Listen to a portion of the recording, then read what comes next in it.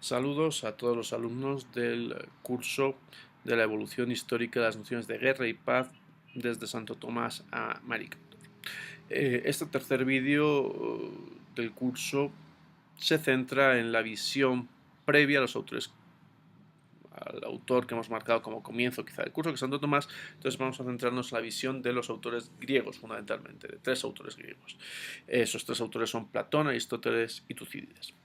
Vamos a alguna serie de elementos porque ellos, su visión va a tener bastante conexión con la que después San Agustín y Santo Tomás van a retomar de cara a sus formulaciones sobre la noción de guerra justa, sobre todo, que es la característica fundamental quizá del pensamiento medieval y el acercamiento medieval y de los autores cristianos que hemos mencionado al problema de la guerra. El primero de los autores, como os decíamos, es Platón. Antes de entrar en Platón, sí quiero hacer una mención, un comentario. Toda la visión de los autores, especialmente de los dos filósofos, Platón y Aristóteles son filósofos fundamentalmente, Tucídides es más un historiador.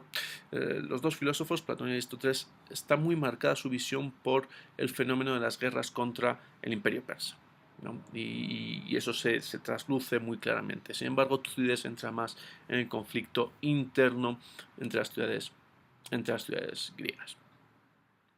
En este sentido, Platón parte de, y los dos, Platón y Aristóteles, en realidad parten de las formas de gobierno. Sus reflexiones tienen que ver con las formas de gobierno, la polis y su armonía, su concordia, cómo debe estar estructurada. Parten de esa reflexión primero, lo que les llevará a tocar de algún modo la cuestión de la guerra. Platón parte de una primera consideración y es una visión negativa de los individuos, ¿no? Para Platón, los individuos viven en conflicto permanente, un conflicto propio interno, ¿no? Del individuo contra sí mismo, ¿no? Lo cual tiene unas implicaciones y un desarrollo muy claro en algunos pensamientos, en algunas disciplinas científicas posteriores, por ejemplo, psicoanálisis, psicología, tratan en buena parte de estos problemas, estas cuestiones. Es un segundo nivel en el cual los hombres están en conflicto con los demás hombres y ahí es fundamental la ley para establecer el orden y la justicia a través de la jerarquía, y es lo que explicará fundamentalmente Platón, en ese sentido su reflexión sobre la construcción del orden en las ciudades. Y el tercer nivel, evidentemente, es el de las luchas entre estados. Dos niveles también aquí en este nivel, en esta tercera dimensión: los estados griegos y los estados no griegos. Hay una diferencia fundamental, ¿no? en ese elemento, que es una visión del otro. Los griegos, las comunidades griegas son, según la explicación de Platón y Aristóteles, y el propio Tucídides en ese sentido también es coincidente, son culturalmente homogéneas, son cercanas, comparten el idioma, comparten la cultura, comparten un montón de elementos, lo único que están separadas en su estructura política, que es la de la polis, la ciudad-estado. Esa homogeneidad facilita, digamos, niveles de identidad frente o en contraposición a lo que va a pasar con otros actores, que son los extranjeros, los bárbaros. En ese sentido, como les decía, el elemento central de la reflexión platónica tiene que ver con cómo se establecen los criterios de concordia y paz dentro de la ciudad. En ese sentido, el objetivo de la política es más que nada establecer la paz interior. La paz interior a través, como mencionaba antes, de los criterios de justicia y jerarquía. La paz para conservarla, hay que limitar los conflictos internos. Lo fundamental es evitar los conflictos internos, que son los que tienen realmente un carácter de disolución de la ciudad. Entonces uno de los elementos también los que va a incidir es en establecer, Platón va a ser establecer un gobierno fuerte, un gobierno autoritario en muchos casos. Su modelo ideal era Esparta, ¿no? En muchas de sus reflexiones. Por tanto, hablamos de un gobierno central, de una élite de gobernantes que puedan imponer la justicia y el orden sus conciudadanos y que puedan al mismo tiempo contener los contactos con los bárbaros. Los bárbaros como elemento disolvente, por tanto, de la propia ciudad, de su propia identidad. Por tanto, hay un fuerte elemento y una reflexión en toda la visión que tiene Platón sobre la ciudad referida a la autonomía, a la independencia, a la no relación con otros. Para preservar la ciudad de esos contactos, Platón hará un gran énfasis en la idea de una educación para la guerra. Todos los ciudadanos deben estar formados precisamente para defender la ciudad. En esta dimensión que les mencionaba antes de la relación entre los griegos y con otros, Platón no contempla incluso la guerra entre griegos.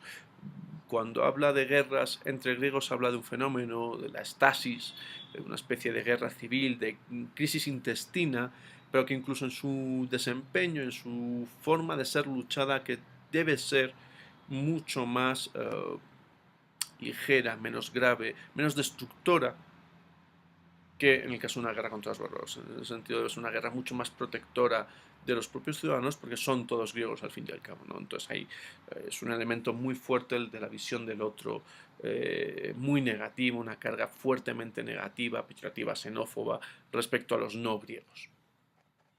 Eso en cuanto a Platón, quizá, ¿no? Como elementos fundamentales de su visión y su relación sobre la guerra, ¿no? La guerra es un elemento fundamental, pero muy centrado en esa visión también de cómo se quiere regir la ciudad. Por tanto, es lo que está articulando desde algún modo estados con una fuerte capacidad de proyección externa. Al ser fuertemente descentralizados, al estar educados y adoctrinados en la guerra, está creando, ya les digo que el referente era Esparta, ¿no? Con lo cual está generando ya una visión de Estado en cierta medida muy proyectada hacia la capacidad de hacer la guerra e imponer su visión a su espacio cercano. Aristóteles parte de un punto de vista contrario, o parcialmente distinto, si lo permiten. El punto de vista de Aristóteles tiene que ver, no es tan negativo respecto a la naturaleza humana y de hecho parte de la idea de que el Estado perfecto, el Estado es el de armonía, es el de paz, el de concordia, y que todo el mundo tiende a ello. Y en ese sentido, el único propósito, el único objetivo real y legítimo que puede tener una guerra es el de instaurar o restaurar la paz. En ese sentido, fundamentalmente la guerra en Aristóteles tiene una visión defensiva, ¿no? Una visión defensiva de por qué se pueden librar guerras.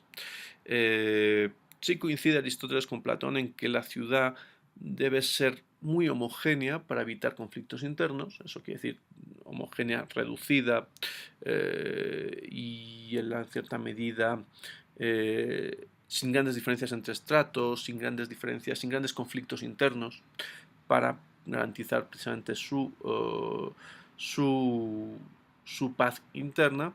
Y eso sí, debe formar, también coincide con Platón, aunque quizá de una manera más sutil, más suave, debe formar a sus ciudadanos para la defensa de los derechos y libertades de la ciudad.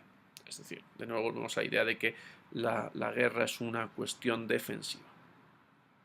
El objeto es evitar ser esclavizados por otros, y ahí de nuevo, como pueden ver, suena muy fuertemente quizá el eco de la relación con Persia, ¿no? Y de la relación de las ciudades-estado griegas democráticas, con todas las limitaciones que tenía la democracia griega, evidentemente, democráticas frente al imperio persa y ese sistema autoritario de gobierno. El Estado, por tanto, la polis, la ciudad, debe concentrarse en garantizar los medios para el buen vivir de sus ciudadanos y debe orientarse, por tanto, a la consecución de la paz y solo dedicarse a la guerra cuando esa paz y ese buen vivir sean amenazados por otros. En ese sentido hay una diferencia respecto a la conclusión que veíamos en Platón, en la cual casi se proyectaba ya una posibilidad de Estado que se hace haciendo la guerra hacia afuera. ¿no? Aquí, sin embargo, son comunidades mucho más, en el sentido, quizá en el fondo, más cerradas en su proyección internacional. Por último, ya os digo muy rápido también, Tucídides. Tucídides, como les decía, es un historiador. Por tanto, hay una diferencia fundamental. A Tucídides no le interesan tanto cómo debe ser la forma de gobierno, sino que le interesa ver cuál es la naturaleza de los estados en la práctica y cuáles son sus intereses. La obra cumbre en este sentido de Tucídides es la historia de la guerra del Peloponeso, ¿no? El gran conflicto entre ciudades griegas, fundamentalmente Atenas y Esparta. Y el eje, quizá en ese sentido, es el prototipo y el ejemplo que todo el mundo saca de ese libro, es el diálogo meliano. El diálogo meliano plantea un poco la cuestión de las relaciones de poder. Las relaciones de poder entre un Estado Atenas, una ciudad-estado Atenas fuerte, una de las más poderosas, y una pequeña isla que es Melia. Melia, que es un aliado de Esparta. Aliado de Esparta que durante la guerra se está declarando neutral y no está luchando. Bueno, la conclusión del diálogo meliano es, de nuevo, muy negativa, en la cual vemos se impone la razón de la realpolitik y del poder. Entonces, en ese sentido, pareciera que el objetivo de los estados para Tucídides es asegurar sus intereses, y eso es hacer política. O sea, cómo se consiguen garantizar esos intereses es lo que hace la política y es a lo que se debe dedicar. Por tanto, hay un despojo de los elementos morales y una justificación realmente del uso de la guerra para conseguir esos objetivos, ¿no? Entonces, en ese sentido, la visión que nos dan Tucídides es mucho más descarnada, y por eso en gran medida se considera uno de los padres, de los inspiradores de la corriente realista de las relaciones internacionales, de la corriente teórica realista dentro de todo el pensamiento de relaciones internacionales, que hace énfasis precisamente en algunos elementos que nos remiten más directamente a Platón, ¿no? A esa visión negativa de los individuos, la desconfianza, el pesimismo, y que eso debe ser tenido en cuenta por los estados a la hora de hacer políticas para no incurrir en errores que les impidan conseguir sus objetivos, y la guerra como uno de los medios que tienen los estados para hacer su política. Creo que con esto hemos dado unas breves pinceladas sobre tres autores clásicos griegos que empiezan a situar el debate y las cuestiones sobre la guerra. El siguiente vídeo será ya sobre los autores cristianos, ya os digo, San Agustín y Santo Tomás. Espero que cualquier duda, cualquier pregunta que tengan, no duden en planteárnosla, y muchas gracias.